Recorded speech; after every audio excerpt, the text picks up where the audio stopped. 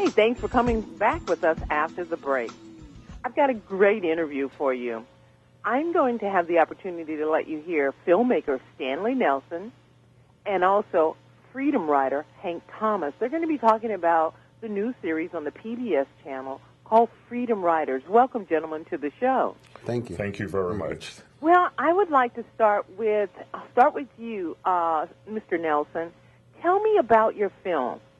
Well, Freedom Riders is the story of 13 people who in 1961, at the very beginnings of the civil rights movement, decided they're going to challenge the segregation laws in the South and get on Greyhound buses and Trailways buses going from Washington, D.C. to New Orleans, and they're going to sit together. The whites and the blacks are going to sit together on the front of the buses. They're going to use the restaurants and sit together in the restaurants, and the white people are going to use the colored-only restrooms. The African Americans are going to use the white-only restrooms, and they're going to really see what happens. And it becomes a long, involved, wonderful roller coaster saga of the Freedom Riders.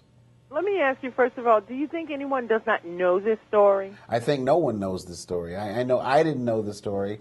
We've screened the film premiered at the Sundance Film Festival. We've had a number of screenings, been in a number of film festivals, won a number of film festivals. Nobody has come up to me and said, I already knew that story. So I think it's a story that virtually nobody knows.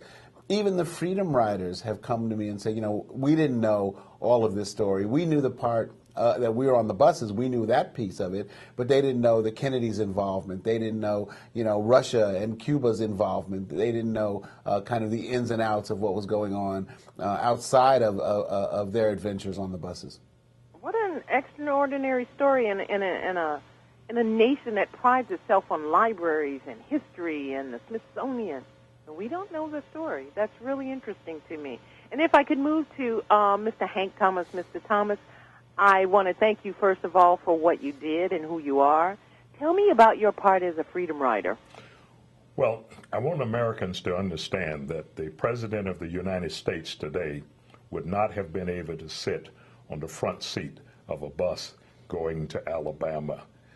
But in 1960, I, along with hundreds and thousands of other students throughout the South, participated in a movement we call the sit-in movement, which was designed to get rid of the Jim Crow laws, which stated that black folks could shop at a Woolworth or a McCrory's, but couldn't sit at the lunch counter and eat.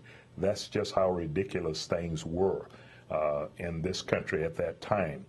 We had the Jim Crow laws, which was our version of apartheid and our version of the Nuremberg laws. And CORE decided that they wanted to do something to bring attention to those kinds of odious laws that existed in interstate transportation.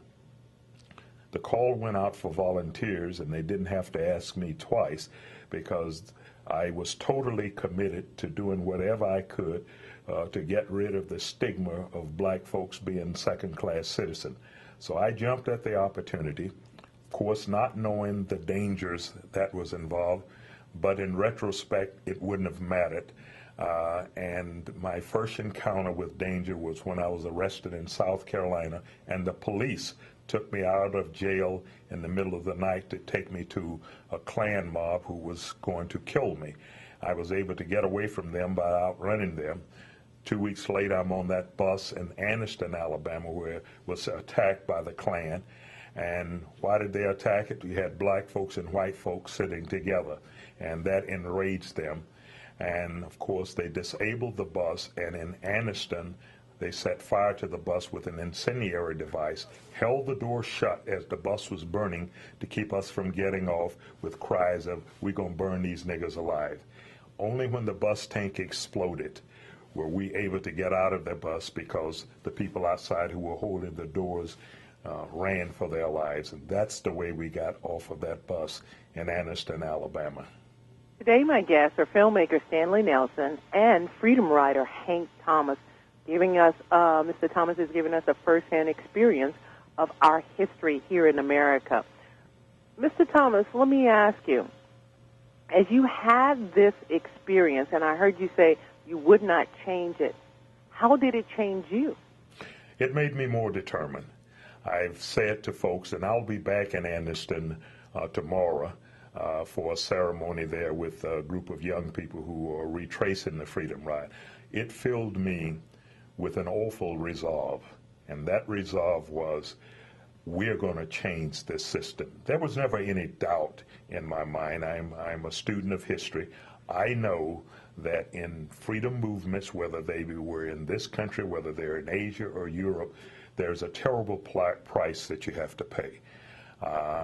While I didn't want to die, but I knew if that was the price, so be it.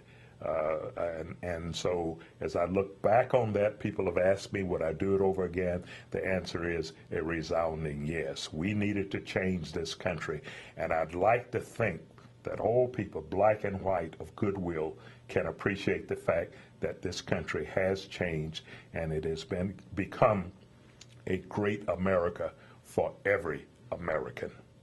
Well said. Mr. Nelson, let me ask you, what is your hopes for doing this film? Every author should have a dream for their book. Every filmmaker should have a dream for their film. What is your hopes and dreams? Well, in some ways, my hopes and dreams have already been realized. I mean, the film has, been in a number of film festivals, won a number of awards. I'm sitting here with you today. But on the other hand, what we want to happen for the film is for young people to see the film. We really made the film with young people, with the idea that this film would appeal to young people. So, it has a quick pacing, it has no narration, it has this kind of adventure story quality that it really is. And so we really want to try to get this film out to as many high schools, colleges as we possibly can. In the screenings that we've had so far for high schools and colleges, they've just been so involved in the film and responded so positively to the story that we really think it's important that young people see that change can be made in this country, and that it's really important that they step up and that they get on the bus. As I wrap up, tell me when the film is available for viewing. The film will be on Monday, May 16th on PBS all across the country at 9 p.m. on a show called American Experience, and that's Monday, May 16th at 9 p.m. And Valder, the Freedom Riders will gather in Jackson, Mississippi for the 50th reunion, May 22nd to the 26th. And the police chief in Jackson, Mississippi today is a black woman. Well, Mr. Thomas, because of talking to you and having the opportunity to see this film, I'm going to stand a little taller. I'm going to walk a little faster. I'm going to be a lot smarter. I thank you once again for what you've done, and I really thank Mr. Nelson for bringing this to a wider audience. I really salute both of you gentlemen. Thank you so much. I will never be the same after this interview. Thank you very much. Thank you so much.